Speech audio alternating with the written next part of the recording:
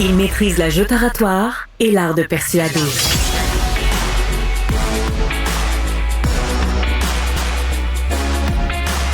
Alexandre Dubé.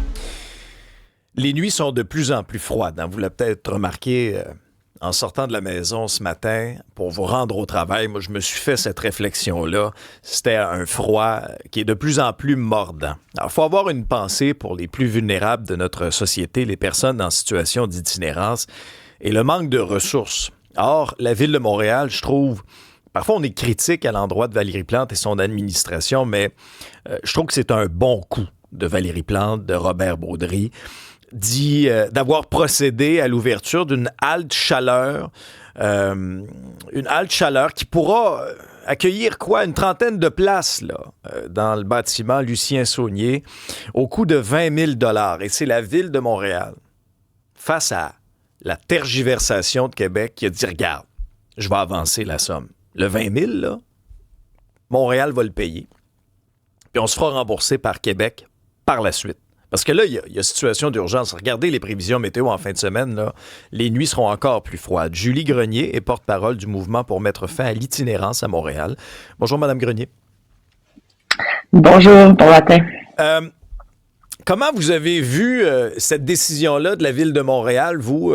Est-ce que c'était vraiment une nécessité d'y aller? Là, il y a un sentiment d'urgence, là. Il faut agir maintenant, là. Il faut arrêter de parler, d'attendre. Il y a des gens qui ont besoin maintenant. C'est pas un 5 étoiles, là, mais c'est quand même mieux que de geler dehors. Ben, vous savez, il y a plusieurs choses dans ça. Oui, effectivement, là, si on s'en tient au fait qu'il fait froid, oui, il faut agir maintenant, puis on peut que saluer d'avoir des places là où les personnes peuvent se réchauffer. Après, quand on parle des processus sous-jacents, je pense que là, on tombe aussi dans la politique, malheureusement, et c'est pourquoi ces délais-là, ça appartient aux principaux acteurs là, et à leur discussion. Dans les faits, il y en a des sous, là, et puis je pense qu'on a peut-être des petits enjeux, des fois, de coordination pour que les choses atterrissent en bonne et due forme au bon moment. Puis, tu sais, j'ai envie de vous dire, on peut pas être contre la vertu, on est content qu'il y ait des places là en ce moment, il fait froid, on arrive dans la fin de semaine avant Noël, il y a personne qui veut voir des gens mourir de froid. Mais maintenant, à chaque année, on regarde pour un nombre supérieur de places. Il faudrait peut-être se poser la question pourquoi il y a toujours un nombre supérieur de personnes à qui on doit offrir ces places-là. Parce que là, c'est un mirage de se dire qu'en ouvrant ces places-là, on règle la question d'itinérance. Vous comprenez qu'on met un pansement pour quelques jours, le temps qui fait froid. Oui, puis c'est un pansement le temps qui fait froid, mais on n'est pas en train de trouver des solutions pour ces gens-là pendant qu'on les entend se réchauffer. Donc, j'aurais envie qu'on regarde la question autrement et qu'on se dise pourquoi à chaque hiver on est surpris qu'il fasse froid, puis pourquoi on doit faire ce genre d'annonce-là en sauveur. Donc, tu sais, la question elle est beaucoup plus là. Mais effectivement, on salue là qu'on puisse abriter des personnes les soirs où il fait froid là. Je suis entièrement d'accord avec vous sur. On a l'impression à chaque année que l'hiver, c'est une surprise, là. On est comme, tu sais, on est pris de court. Alors que, je veux dire, moindrement qu'on regarde les manchettes économiques, la vie est dure pour plusieurs personnes. Il y a eu une espèce de dénombrement de personnes en situation d'itinérance il y a plusieurs années, mais en tout cas, vous êtes en contact avec des gens sur le terrain.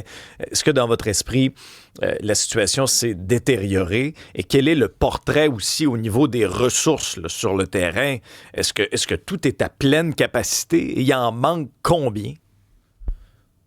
Ben, j'ai envie de vous dire, encore une fois, ça dépend de quel type de ressources on parle. Il manque des places d'entrée, donc des places d'urgence, qu'on appelle. Pourquoi? Parce qu'on n'a pas prévenu assez l'itinérance. Donc, on a encore des évictions, on a encore toutes sortes de situations de vie qui font qu'il y a des gens qui basculent ou des sorties d'institutions, des sorties de prison, des fins de parcours en protection de la jeunesse. Donc, on a un nombre grandissant, encore malheureusement, de personnes qui tombent dans cette situation de vulnérabilité-là.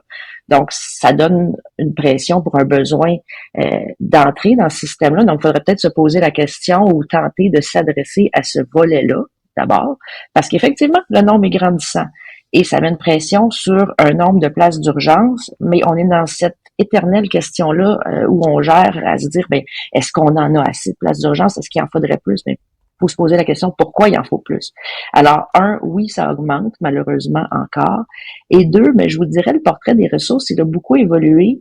Puis, pour certaines ressources, il a évolué pour le mieux, dans le sens que ces ressources-là ont raffiné leur offre de service pour exactement prendre en considération cette nécessité-là d'amener les gens ailleurs. Donc, vous avez un paquet d'organismes, quand on pense à la mission Bon Accueil, à la Maison du Père, à la mission Brewery, au Chaînon, à l'organisme PAC qui travaille avec les Autochtones, qui ont raffiné leur offre de service pour être capables d'accueillir les gens et de les amener vers le logement. Et comme du logement, ben, il en manque aussi, donc on a de la difficulté à sortir, ben, ils ont bâti aussi une offre de services spécialisée pour plusieurs. Ils ont acheté des bâtiments, ils ont parfait leur offre d'accompagnement pour faire même du logement de transition. Alors, l'offre de services, elle a évolué pour pallier encore une fois au fait qu'on des organismes, je vous dis, là, pour pallier au fait qu'on a besoin de sortir ces gens-là et de leur offrir une solution pour la suite. Mais malheureusement, pratico-pratique, là. En volume, il nous manque. Oui. Ouais, mais quand on regarde la fin de semaine, tu sais, je regarde juste là un peu les données météo, là, tu sais, dans la nuit, dans la nuit de vendredi à samedi, moins 15. Dans la nuit de samedi à dimanche, moins 17. Des gens qui ont froid, là. Il y en a combien de lits disponibles ou je sais pas, dans le cas de l'annonce d'hier, c'est une chaise, mais il y en a combien de places disponibles? Ça, est-ce qu'on le sait? Est-ce qu'on a une idée précise? Ben, le nombre varie beaucoup, là. Ils vous répondraient qu'il y en a autour de 2000 actuellement. Alors, c'est une bonne chose, mais combien il y a de personnes réellement qui ont besoin de ces places-là? Comme je vous le dis, c'est toujours en prises. Mais c'est complet souvent. Mais c'est ça. Les places, oui, les places sont comprises. Alors, c'est pour ça que je vous dis, il y a réellement une pression là sur les services d'urgence, absolument. Alors, mais la question est si on s'emploie, puis c'est là où le système c'est souvent gelé, c'est le cas de le dire, c'est qu'on s'emploie à compter ces places-là, mais on s'emploie pas à pousser les gens vers la suite, à avoir des solutions pour le après. Donc, on laisse, c'est comme si on ouvrait des salles d'urgence à perpétuité dans les hôpitaux, mais qu'on n'avait pas d'étage pour monter les patients, ou on n'avait pas de soins appropriés pour la suite. Ben, on va ouvrir des salles d'urgence tant et aussi longtemps qu'il le faut. C'est exactement la même analogie. Donc, oui, il faut des places en ce moment parce qu'il fait froid, mais il faut surtout la suite. Alors, c'est là où l'exercice est périlleux et c'est là où ça demande une coordination entre nos paliers de gouvernement. Vous ouvriez avec ça et elle est plus qu'urgente, là, cette concertation-là. Là. C'est pas un peu gênant pour le ministre Carman, c'est son dossier, là, l'itinérance, que la Ville de Montréal doit être obligée là, de prendre les devants, de dire on va avancer l'argent, on se fera rembourser par Québec après. Vous sentez-vous dans les milieux, vous sentez-vous à l'écoute de ce ministre-là? Comment vous qualifiez son travail? On tombe dans la politique en se disant ça, puis je pense pas que le ministre Carman puisse se reprocher de pas avoir mis les sommes à disposition. Je pense pas que la Ville puisse se reprocher de pas s'en être préoccupée. Je pense qu'ensemble, ils peuvent se reprocher.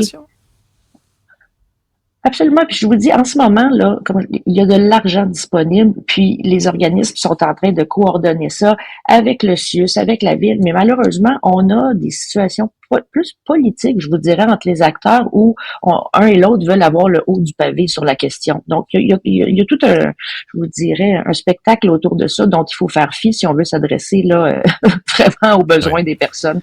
Donc, je les mettrai pas en parallèle. Je vous dirais ça comme ça ce matin. Julie Grenier, vous êtes porte-parole du mouvement pour mettre fin à l'itinérance à Montréal. Merci pour votre point de vue. Je vous remercie. Bonne journée.